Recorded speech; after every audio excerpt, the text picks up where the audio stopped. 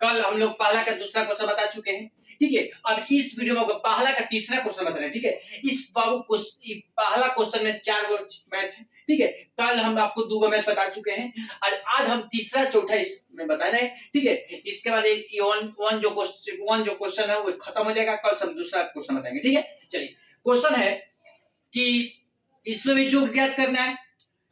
Question है कि 0.6, 1.7, 2.8 dot dot dot 100 पद तक। जैसे कल हम बाबू बताए थे वो सही अभी बनेगा, ठीक है। चलिए ए बराबर क्या हो गया, ए बराबर बाबू दिया है 0.6, बात समझिएगा बाबू, ठीक है। ए बराबर क्या दिया है 0.3 दिया है। अब बताइए बाबू डी बराबर क्या होता है a2 माइनस a1, मतलब दूसरा पद में से पहला पद को घटाएंगे तो 1.7 में से 0.6 को बाबू घटाएंगे तो क्या बचेगा बोलिए, तो 1.1 बचेगा। कितना बचेगा 1.1 बचेगा, मतलब बाबू डी के मान 1.1 आ गया, ठीक है। डी का मान कितना आ गया बाबू 1.1 आ गया। अब चलिए अब क्या करेंगे, देखिए 100वां पद कह रहा है तो मतलब कि n बराबर क्या दिया है 100 दिया है, ठीक है। तो चलिए बाबू फॉर्मूला क्या लगेगा Sn बराबर लगेगा Sn बराबर n बटा 2 कोस्ट 2a प्लस नंबर माइनस 1 गुना t, ठीक है। इसी सूत्र पे बाबू सारा क्वेश्चन बन रहा है, ठीक है। पहला का जितना क्वेश्चन है सारा इसी के आधार पर बन रहा है, ठीक है। चलिए अब क्या करेंगे बाबू, s आपको 100 निकालना है तो n के मान 100 और बटा 2 जेम करते हो 2 जेम करते हो, यहाँ पर कुछ नहीं तो गुना है। a के मान क्या है, a के मान कितना है बाबू 0.6 है, a के मान क्या है 0.6 प्लस जेम करते हो नंबर मतलब कि 100 माइनस 1, ठीक है। और गुना डी के मान कितना है 1.1 है। इतना बात समझ में आ गया होगा। हम आपको जहां जहां ए और जहां जहां एन और जहां जहां डी उसको हम लोग मान बिठाए, उसको हम लोग मान को पुट कीजिए, ठीक है। चलिए 2 के पारा में 100 कितना बार आता है बाबू 50 बार में, ठीक है। तो ए 100 बराबर 50, ठीक है। अब इसको गुना करेंगे 0.6 में बाबू 0.6 में 2 से गुना करेंगे तो कितना आएगा बोलिए, तो 6 दूनी 12, ठीक है। पॉइंट 2 में 0 0 1 पॉइंट क्या होगा 2 होगा नहीं, चलिए 1.2 लिख दे इसको प्लस जेम करते हो 100 में 1 घटाएंगे तो क्या बचेगा बाबू 99 और गुना 1.1, ठीक है। चलिए इतना बात समझ में आ गया। अब चलिए लिखेंगे a 100 बराबर 50, यहां पर कुछ नहीं तो गुना देंगे। अब यहां पर क्या लिखेंगे बाबू 1.2 प्लस, अब क्या करेंगे 99 1.1 से गुना करेंगे, 99 में 11 से गुना करेंगे, ठीक है। चलिए 9 9 9 9 9 9 18 और एक इसके बाद 9 1 10, ठीक है। और एक दशमलव मतलब बाबू कितना आया 108.9 आया। इसको 99 में 11 से गुना किए बाबू तो कितना आया 110 89 आया और एक अंक दशमलव है तो एक मतलब 108 पॉइंट कितना है 9 है नहीं बाबू। चलिए अब इतना बात समझ में आ गया होगा। अब क्या करेंगे, चलिए अब लिखेंगे कि a 100 बराबर 50 अब गुना इसको क्या करेंगे बाबू जोड़ेंगे, चलिए जोड़ देते हैं 108.9, इसके बाद क्या है 1.2 को क्या करेंगे जोड़ेंगे 9 2 11, फिर यहाँ पर दशमलव 8 1 9 1 10, ठीक है। 110 पॉइंट क्या होगा 1 आया, इसको जोड़ेंगे बाबू तो 110 पॉइंट क्या आया 1 आया। अब क्या करेंगे बाबू, चलिए a 100 बराबर लिखेंगे 50 और गुना 110.1 110.1, ठीक है। 110 पॉइंट क्या होगा बाबू 1 होगा, ठीक है। अब क्या करेंगे 110 पॉइंट मतलब कि 110.1 में 11 से 1 में 1101 में 5 से गुना करेंगे, ठीक है। चलिए गुना करते हैं 5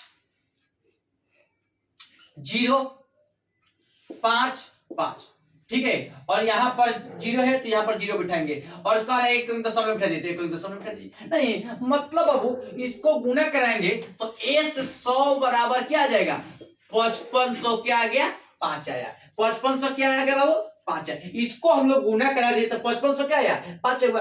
और एक अंदर से मतलब ये देखिए इसका आंसर आएगा 55,050 आएगा। 55,050 आएगा। और एक अंक दशमलव करते हैं, दशमलव उठा दिए तो जीरो का माने क्या हो गया, दशमलव के बाद जीरो का वैल्यू क्या होता है, खत्म होता है नहीं। तो इसका आंसर आया कि A100 बराबर कितना आया 5505 आया। A100 बराबर क्या है बाबू 5505। मतलब अब बुक में यही आपका आंसर आया होगा कि A100 बराबर 5505। अब चलिए बाबू दूसरा क्वेश्चन बताना है, ठीक है। चलिए जैसे हम उसको ये धार पे बनाए थे उसी इसको भी सवाल बनेगा। चलिए अब क्या करेंगे बाबू, एक के मान दे दिया है।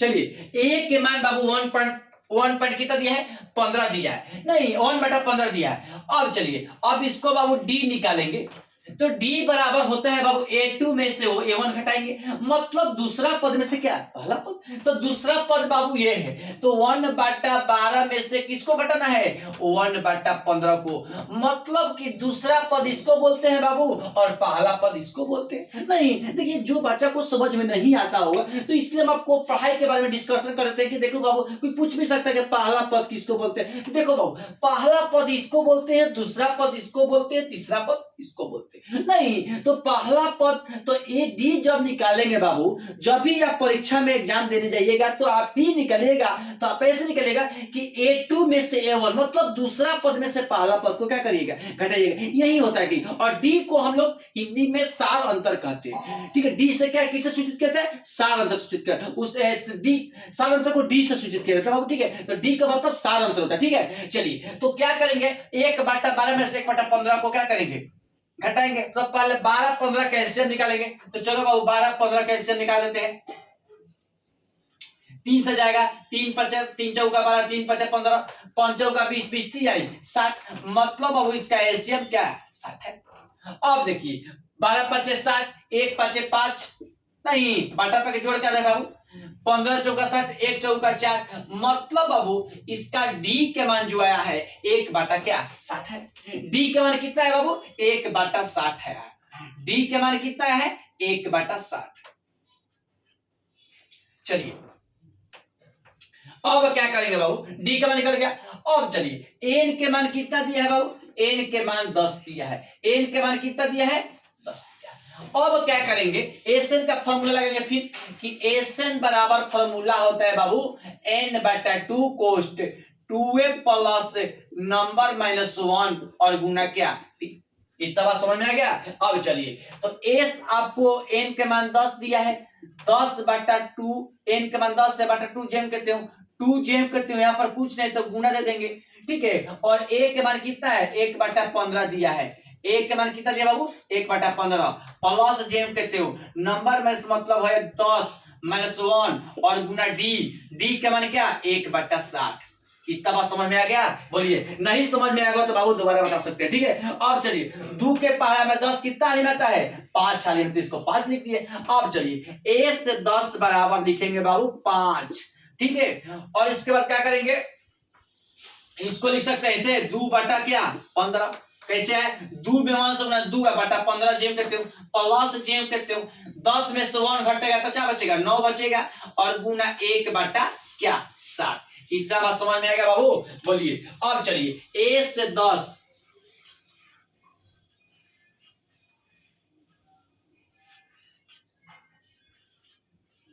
a से 10 बराबर क्या हो जाएगा 5।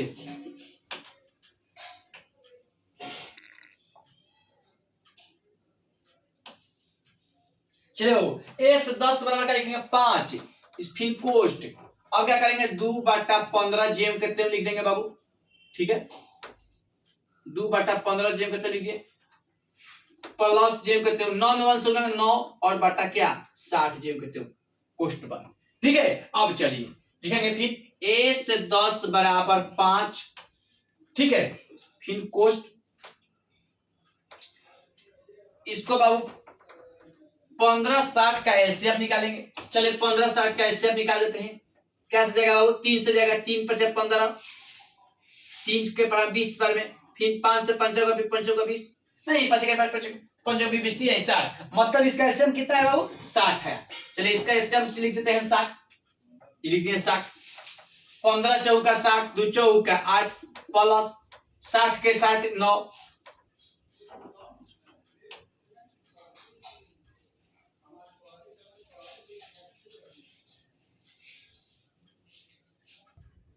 चलिए बाबू, इस क्वेश्चन में जो था n के मान 10 नहीं था, ठीक है। इस क्वेश्चन में n के मान आपका 11 था, ठीक है। हम 10 पे बनाते इसलिए आपका आंसर नहीं आ रहा था, ठीक है। चलिएगा देख लीजिएगा, n के मान जहां जहां बाबू आप 10 लिखे हैं वहां वहां आप n के मान 11 लिख दीजिएगा, ठीक है। चलिए यहां पर लिखेंगे 11, n के मान क्या है बाबू 11 है, 11 लिखेंगे 11/2, ठीक है। तो मतलब कि जहां जहां बाबू n के मान आप 10 लिखे हैं वहां वहां आप 11 लिख लीजिएगा, ठीक है। एक मिस्टेक हो गया था बाबू, क्योंकि n के मान जो था 11 था, हम n के मान, ठीक है। तो चलिए जहां जहां बाबू n जो है लिखे हैं, ठीक है, जहां जहां n के मान 10 लिखे हैं वहां आपका 11/2 कर दीजिए, ठीक है। क्या कर दीजिए 11/2 कर दीजिए, ठीक है। चलिए अब क्या हम बाबू करेंगे, यहां पर n के मान 11 है, ठीक है। हम क्या माने थे 10 माने थे, क्योंकि 10 नहीं होगा वो, ठीक है।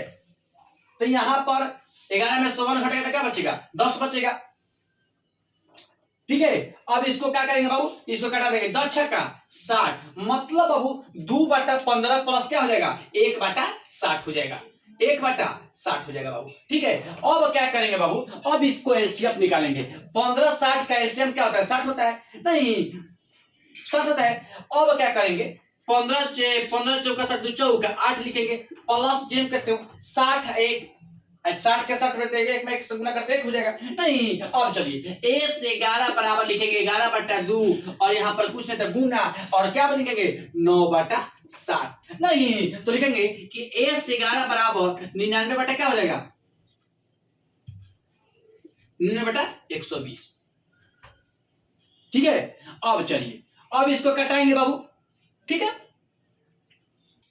ठीक है। यहां पर बाबू 1/6 होगा, ठीक है, क्योंकि 10 के पावर 6 तो आपका 1/6 हो जाएगा, नहीं। तो चलिए तो आपको क्या करेंगे 15 6 का एलसीएम निकालेंगे, ठीक है। चलिए 15 6 का एलसीएम निकाल लेते हैं बाबू, 15 6 का एलसीएम निकालेंगे। तो चलिए 15 6 का एलसीएम निकाल लेते हैं, 3 के पावर में 3 5 15 3 6 15 10 30, मतलब अब इसका एलसीएम क्या आ जाएगा 30 आ जाएगा, नहीं। 15 दूनी 30 तो 2 दूनी 4 हो जाएगा, तो 4 लिख देंगे,